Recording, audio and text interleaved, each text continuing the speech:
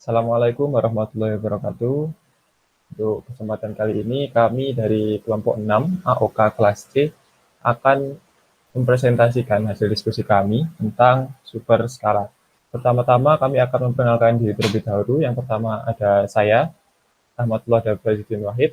Kedua ada Kusuma Anissa. Yang ketiga ada Araria Pramadani Alif. Yang keempat ada Brian Sani Atila. Dan yang kelima ada Azaria Santoso. Kita masuk ke topik bahasan. Untuk kesempatan kali ini kami akan membahas 5 hal. Yang pertama ada super scalar versus super pipeline. Yang kedua ada design issues. Yang ketiga ada Intel Core Microarchitecture. Yang keempat ada ARM Cortex A8. Dan yang kelima ada ARM Cortex M3. Topik pertama kita akan membahas tentang super scalar versus super pipeline. Yang pertama kita akan membahas dulu tentang super scalar versus scalar terlebih dahulu. Jadi super scalar itu merupakan mesin desain untuk meningkatkan performa dan kecepatan operasi scalar dengan cara memungkinkan eksekusi beberapa instruksi secara independen dalam beberapa pipeline. Dan dapat dilihat di sini, untuk yang di sebelah kiri, ini adalah organisasi dari sistem scalar, yaitu untuk setiap pipeline akan dieksekusi satu persatu. Lalu untuk yang di sebelah kanan merupakan organisasi dari super pipeline yang memungkinkan komputer untuk menjalankan beberapa pipeline. Di sini terdapat 2, bisa lebih, dijalankan secara paralel. Selanjutnya ada super scalar versus super pipeline. Pada simple pipeline, di sini dapat dilihat bahwa untuk satu siklus itu terdapat satu buah fetch, satu buah decode, dan satu buah write. Lalu untuk siklus selanjutnya, itu fetch-nya harus dilakukan setelah fetch yang sebelumnya selesai. Untuk super pipeline, di sini untuk setiap siklus dapat dilakukan pada satu siklus juga, tetapi untuk siklus selanjutnya dilakukan setelah setengah siklus yang pertama selesai. Dan yang terakhir ada super scalar, pada arsitektur ini dua siklus sekaligus dapat dilakukan dalam satu waktu atau dilakukan secara paralel. Dapat lihat di sini bahwa siklus yang pertama adalah fetch, yang kedua decode, yang ketiga execute, dan keempat write. Di sini dilakukan secara bersamaan, 2 pipeline sekaligus. Selanjutnya ada batasan-batasan dari super scalar. Yang pertama adalah true data dependency atau kebenaran data, validitas data. Yang kedua adalah procedural dependency, yaitu ketika instruksi melewati sebuah jam atau conditional expression. Yang ketiga ada resource conflict, ketika dua buah fungsi mengakses satu resource yang sama. Dan yang keempat ada output dependency, dan yang terakhir adalah anti dependency. Selanjutnya ada pengaruh data dependent terhadap berjalannya program. Data dependent tidak dapat dieksekusi secara paralel. Data dependent di sini artinya adalah instruksi yang memiliki data yang harus dijalankan terlebih dahulu pada instruksi sebelumnya. Dapat dilihat di sini bahwa pada instruksi 0 dan instruksi 1, ketika tidak ada dependensi, maka keduanya dapat dilakukan secara paralel bersamaan. Lalu ketika ada dependensi, maka instruksi 1 yang dependen terhadap instruksi 0, siklus execute harus dilaksanakan setelah execute yang pertama, yaitu I0 selesai dijalankan. Lalu pada percabangan, pada saat bertemu percabangan atau jam, pipeline sebelumnya harus diselesaikan terlebih dahulu. Di sini bisa kita lihat bahwa instruksi 0 dan instruksi 1, untuk instruksi 0 ini adalah instruksi biasa, dan instruksi 1 ini terdapat perintah jam. Karena terdapat perintah jam, maka instruksi sebelumnya harus dijalankan terlebih dahulu sebelum instruksi setelahnya dijalankan. Oleh karena itu, di sini instruksi fetch akan dieksekusi setelah instruksi 0 dan instruksi 1 berada dalam instruksi write. Lalu yang terakhir ada duplikasi. Untuk menghandle duplikasi, komputer dapat melakukannya dengan cara pada resource conflict, itu data diduplikasi menjadi 2 bagian yang masing-masingnya dijalankan oleh satu fungsi. Selanjutnya ada masalah lain yaitu anti-dependency. Anti-dependency ini terjadi ketika proses pembacaan dan penulisan berlangsung secara paralel. Namun data yang ditulis harus dibaca terlebih dahulu oleh 2 fungsi yang berbeda. Anti-dependency ini persis seperti true dependency, namun berjalannya terbalik. bisa dilihat bahwa untuk I1 dan I2, instruksi 1 dan instruksi 2, di sini terjadi sebuah true dependency, yaitu ketika R3, register 3, dependent terhadap register 3 yang ada di instruksi kedua. Namun anti dependency di sini terjadi ketika instruksi 2 yang di sini ditulis terlebih dahulu, pada instruksi ketiga harus ditulis setelahnya, tetapi sebelumnya akan dibaca terlebih dahulu oleh instruksi 2. Di sini terjadi anti dependency. Kita lihat bahwa ini hilang. Lalu bahasan kedua adalah tentang design issues. Yang pertama ada instruction level parallelism dan machine parallelism. Paralelisasi pada tingkat instruksi atau instruction level parallelism dapat tercapai ketika tidak ada data yang dependent. Lalu derajat paralelisasi ditentukan oleh frekuensi banyaknya data dependent dan prosedur dependent. Yang ketiga, paralelisasi tingkat mesin merupakan kemampuan mesin untuk memanfaatkan paralelisasi instruksi. Ini dapat dilihat untuk contoh di kiri, di sini tidak terdapat dependensi data sama sekali, sedangkan di kanan terdapat dependensi data, yaitu ketika R3 dan F3 pada instruksi pertama dan kedua. Untuk yang contoh di sebelah kiri, paralelisasi memungkinkan sekali untuk dilakukan karena tidak terdapat dependensi data. Jadi ketiganya, jika mesin dapat memanfaatkannya, maka ketiganya ini dapat dilakukan secara paralel bersamaan. Tetapi pada contoh yang sebelah kanan, di sini mau tidak mau untuk instruksi kedua dan ketiga harus menunggu instruksi sebelumnya, yaitu ke-1 dan ke-2. Lanjut pada instruction issues policy. Di sini terdapat contoh kasus ketika instruksi 1 membutuhkan 2 siklus eksekusi, instruksi 3 dan instruksi 4 konflik pada fungsional unit yang sama, instruksi 5 dependen dengan instruksi 4, instruksi 5 dan instruksi 6 konflik pada fungsional unit yang sama. Untuk mengatasinya terdapat 3 alternatif. Yang pertama ada in-order issues dan in-order completion. Di sini dapat dilihat bahwa setiap instruksi akan di-decode terlebih dahulu pada awalnya, lalu di-execute. Untuk instruksi 1, karena membutuhkan 2 siklus eksekusi, maka di sini terjadi 2 kali eksekusi. Lalu pada siklus kedua ini, I2 akan langsung dieksekusi karena tidak dependen pada data manapun. Pada instruksi 3, di sini I1 kembali dieksekusi, lalu I13 dan I14 di-decode tapi masih belum bisa dieksekusi karena terdapat dependensi data.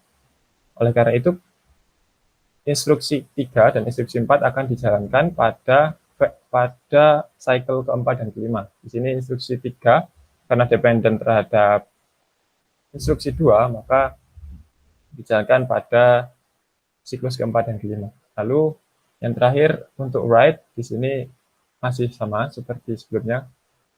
Ini dilakukan pada instruksi keempat. Lalu untuk in-order issues and out-order completion. Di sini pada proses decode, keduanya I1 dan I2 di-decode, lalu di-execute pada cycle kedua. Sedangkan I3 dan I4 di-decode pada cycle kedua, lalu di-execute secara bersamaan. I1 yang membutuhkan 2 eksekusi dan I3 yang sebelumnya di-decode. Karena I4 ini terjadi konflik, maka I4 harus dijalankan setelah I3 selesai dijalankan. Lalu I5 dan I6 di-decode dan dijalankan karena I5 tadi dependen dengan I4, maka harus dijalankan setelah I4 selesai dijalankan. Oleh karena itu, I5 dan I6 dijalankan pada siklus ke-5 dan ke-6. Dan yang terakhir ada out of order issues and out of order completion. Di sini semua perintah akan di-decode pada awalnya, yaitu I1, I2, I3, I4, I5, dan I6 pada siklus 1, 2, dan 3, lalu disimpan terlebih dahulu pada window. Untuk selanjutnya dieksekusi secara tidak berurutan dan ditulis secara tidak berurutan juga. Untuk perbedaan di antara ketiga ini, pada in-order issues and in-order completion, di sini untuk inputan fetch dan write itu dilakukan secara berurutan. Sedangkan untuk in-order issues and out-of-order completion, pada decode dilakukan secara berurutan, namun pada write dilakukan secara acak. Lalu untuk out of order issues and out of order completion, di sini window berfungsi untuk mengacak, memprioritaskan bagian mana yang harus diikuti terlebih dahulu, yang tentunya dilakukan secara acak, dan pada write juga dilakukan secara acak. Selanjutnya ada register renaming. Ini dilakukan untuk mengatasi permasalahan data yang dependent dengan cara memberi nama lain pada register. Untuk di sebelah kiri ini dapat dilihat bahwa belum ada register renaming sehingga terdapat data dependensi pada R3. Lalu untuk yang di kanan ini sudah ada data register renaming sehingga tidak terjadi data dependensi. Selanjutnya ada machine paralysis. Ini memanfaatkan duplikasi sumber daya untuk setiap operasi, dan duplikasi di sini bertujuan untuk memaksimalkan paralelisasi tingkat instruksi.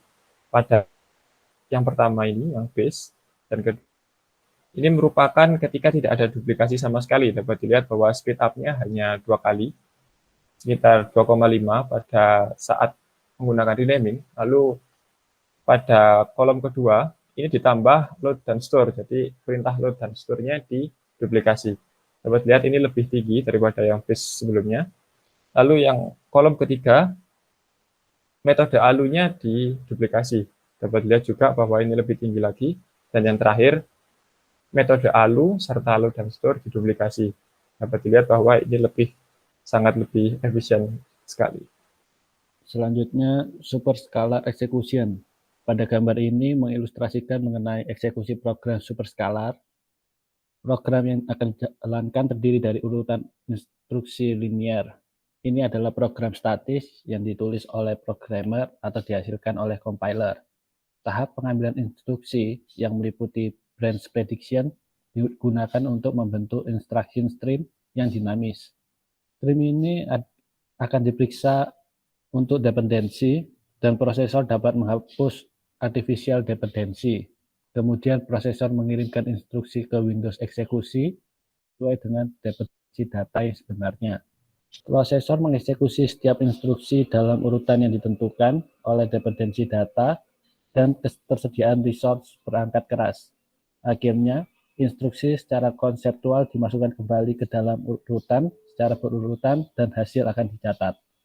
Superscalar implementation, strategi pengambilan instruksi yang secara bersamaan mengambil beberapa instruksi, seringkali dengan memprediksi hasil dari fetching dan instruksi branch bersyarat. Fungsi-fungsi ini memerlukan penggunaan beberapa pipeline fetch dan decode stage dan branch prediction logic. Logika untuk menentukan true dependencies yang melibatkan register values dan mekanisme untuk mengkomunikasikan value-value ini ke tempat yang dibutuhkan selama eksekusi. Mekanisme untuk menginisiasi atau mengeluarkan beberapa instruksi secara paralel.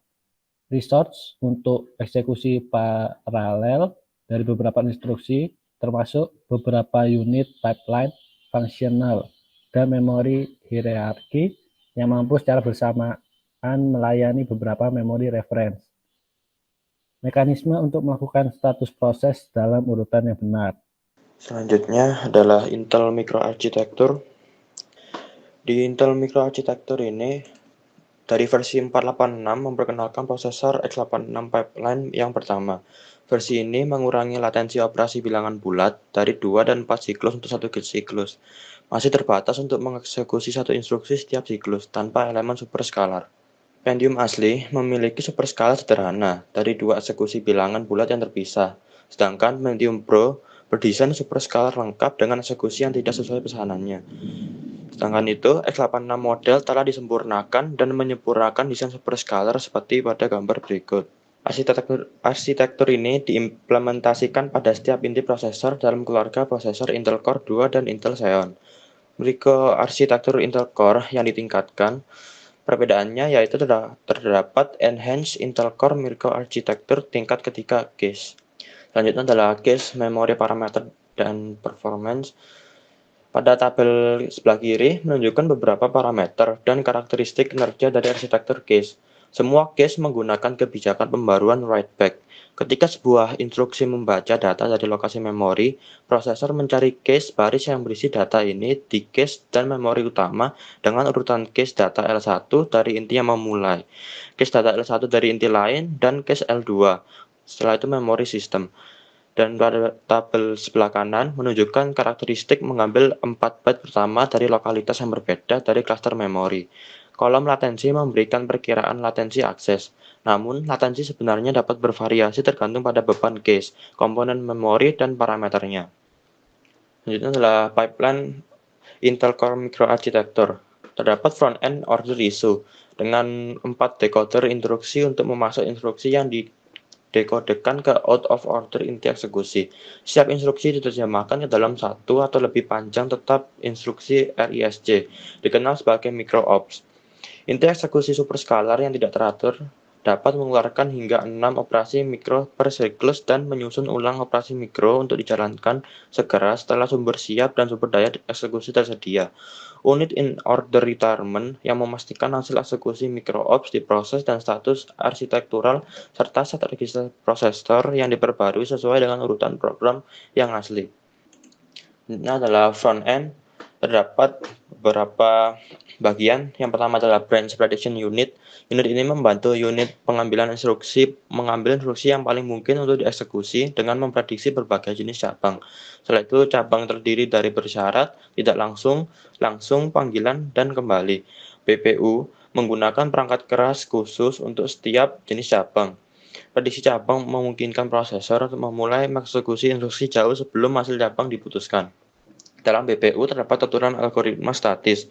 Untuk alamat cabang yang bukan relative instruction pointer atau IP, prediksi diambil jika cabang adalah pengembalian dan tidak diambil sebaliknya. Untuk cabang bersyarat mundur relatif IP, prediksi diambil. Aturan ini mencerminkan perilaku closed loop. Untuk cabang bersyarat maju relatif IP, prediksi tidak diambil. Selanjutnya di bagian front end adalah instruction fetch and predicate unit. Unit ini pengambilan instruksi terdiri dari Instruction Translation Lookup Buffer atau ITLB. ITLB merupakan sebuah instruksi prefetcher, cache instruksi, dan logika predicate.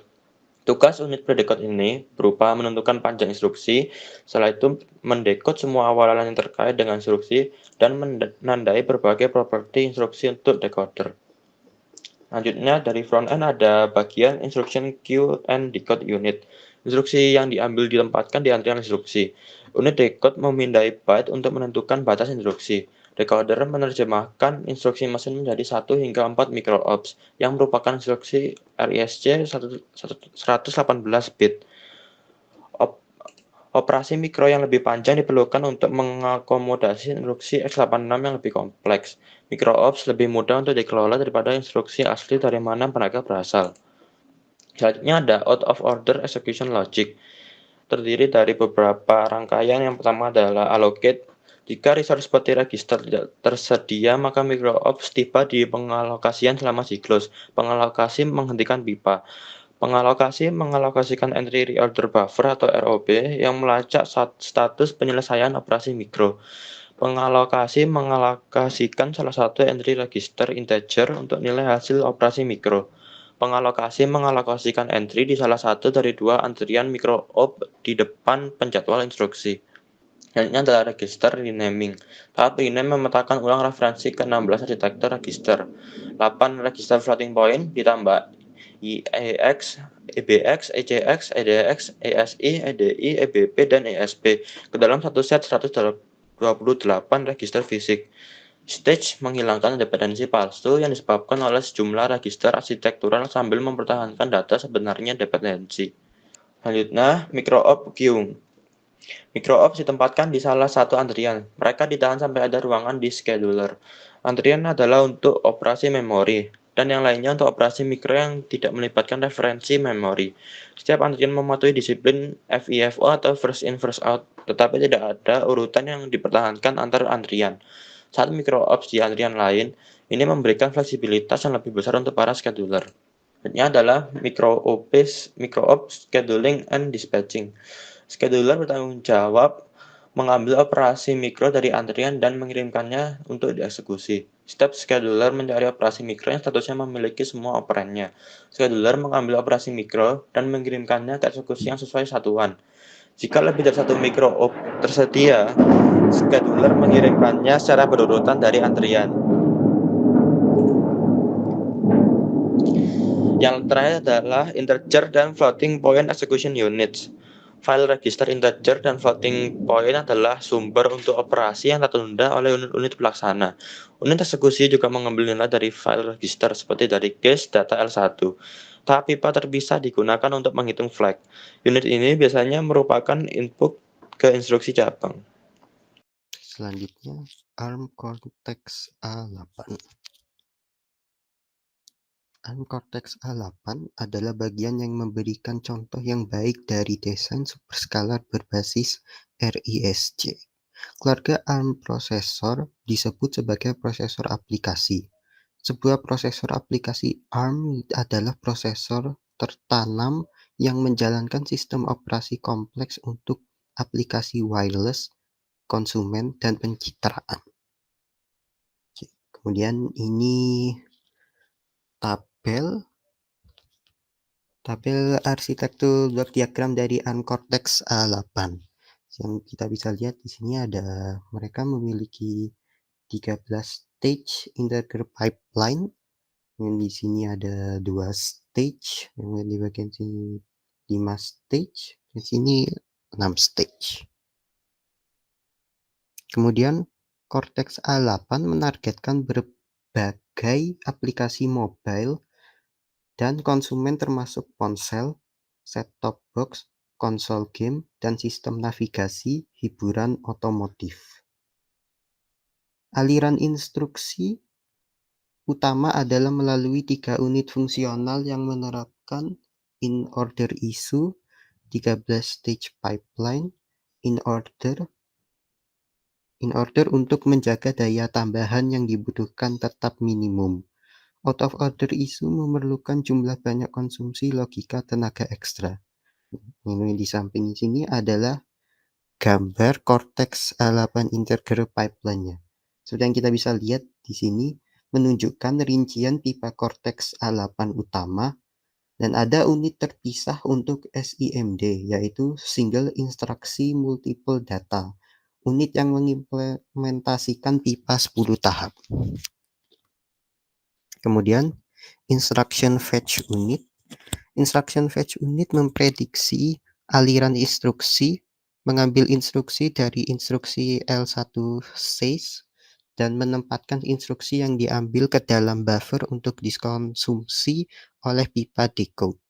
Instruksi fetch unit juga mencangkup L1 says instruksi. Instruksi fetch unit dapat mengambil hingga 4 instruksi per siklus dan berjalan melalui tahap sebagai berikut. Yang pertama, F0 unit yaitu menghasilkan alamat virtual baru. Biasanya alamat ini ada alamat berikutnya. Alamatnya juga bisa menjadi alamat target branch disediakan oleh prediksi cabang untuk instruksi sebelumnya. Kemudian ada F1 yaitu alamat yang digunakan untuk mengambil instruksi dari instruksi. Lalu kemudian L1 says yaitu mengambil alamat yang digunakan untuk mengakses array prediksi cabang untuk menentukan apakah mengambil alamat berikutnya harus didasarkan pada prediksi cabang. Kemudian ada F3 data ditempatkan ke dalam antrian instruksi. Jika instruksi hasil prediksi cabang, alamat target baru dikirim ke generasi alamat unit. Selain prediksi cabang dinamis, tumpukan kembali digunakan untuk memprediksi kembali alamat subroutine. Kemudian instruction decode unit. Unit instruksi decode dan sequence semuanya adalah instruksi. Ini memiliki struktur pipa ganda yang disebut pipe 0 dan pipe 1. Sehingga dua instruksi dapat maju melalui unit pada suatu waktu. Ketika dua instruksi yang dikeluarkan dari pipa instruksi decode, pipe 0 akan selalu berisi instruksi yang lebih tua dalam urutan program. Ini berarti bahwa jika instruksi pipe 0 tidak bisa mengeluarkan, maka instruksi dalam pipe tidak akan mengeluarkan. Semua instruksi yang dikeluarkan dalam urutan menurunkan pipe eksekusi dengan hasil ditulis kembali ke register file pada akhir pipa eksekusi. Hal ini mencegah bahaya WAR, WAR, dan menjaga pelacakan WAW, bahaya dan pemulihan dari kondisi siram langsung.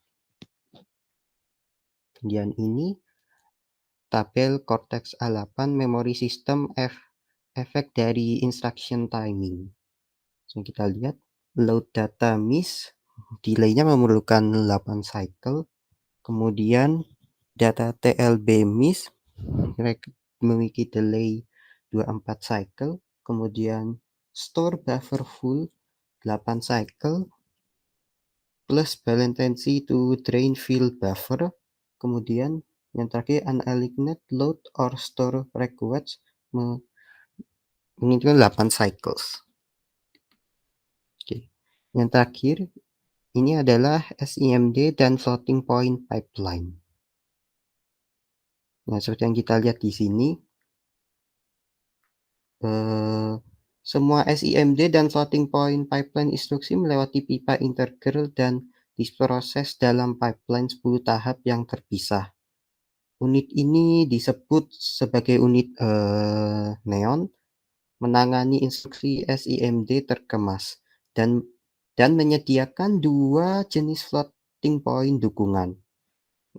Jika diterapkan, biasanya vektor floating point ini, kompresor melakukan floating point operasi sesuai dengan IEEE 754.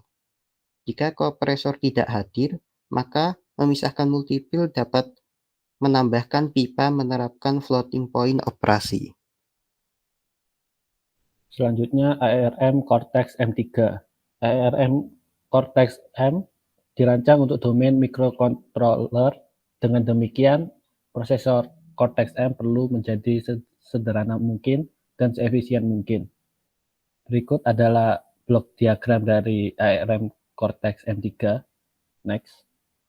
Key elements di dalam Cortex M3. Yang pertama, prosesor core. Prosesor core memiliki 3 tahap pipeline, register bank, dan memory interface.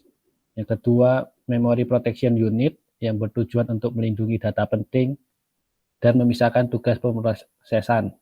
Yang ketiga, nested vector interrupt controller yang bertujuan memberikan kemampuan penanganan interupsi yang dapat dikonfigurasi ke prosesor. Yang keempat, wake up interrupt controller. Yang kelima, flashpads and breakpoint unit yang menerapkan breakpoints dan code pads. Selanjutnya, data watchpoint and trace menerapkan watchpoint, data tracing, dan sistem profiling.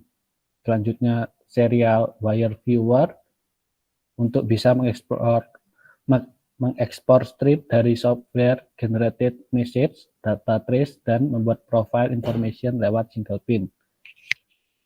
Selanjutnya, debug access port bertujuan membuat interface untuk external debug access. Kemudian embedded trace macro cell membuat trace source berbasis aplikasi yang mendukung printf style debugging untuk melacak sistem operasi. Selanjutnya, bus matrix yang bertujuan untuk menyambungkan core dan debug interface ke eksternal bus di microcontroller. Selanjutnya, pipeline structure. Cortex M3 pipeline memiliki 3 stage, yaitu fetch stage, decode stage, dan execute stage. Satu word yang berukuran 32 bit diambil pada satu waktu dan dimuat ke dalam 3 word buffer. Word 32 bit dapat terdiri dari 2 thumb instruction, 1 word align thumb 2 instruction, atau half word upper atau lower dari half word align thumb 2 instruction dengan menggunakan 1 thumb instruction, atau half word upper atau lower dari half word align thumb 2 instruction dengan half word lower atau upper dari half word align thumb 2 instruction lainnya. Decode stage. Decode stage melakukan 3 key function,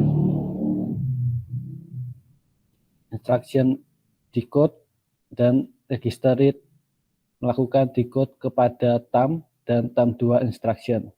Address generation atau AGU menghasilkan main memory address untuk load atau store unit. Branch melakukan branch berdasarkan immediate offset dalam branch instruction atau pengembalian berdasarkan isi link register. Execute stage.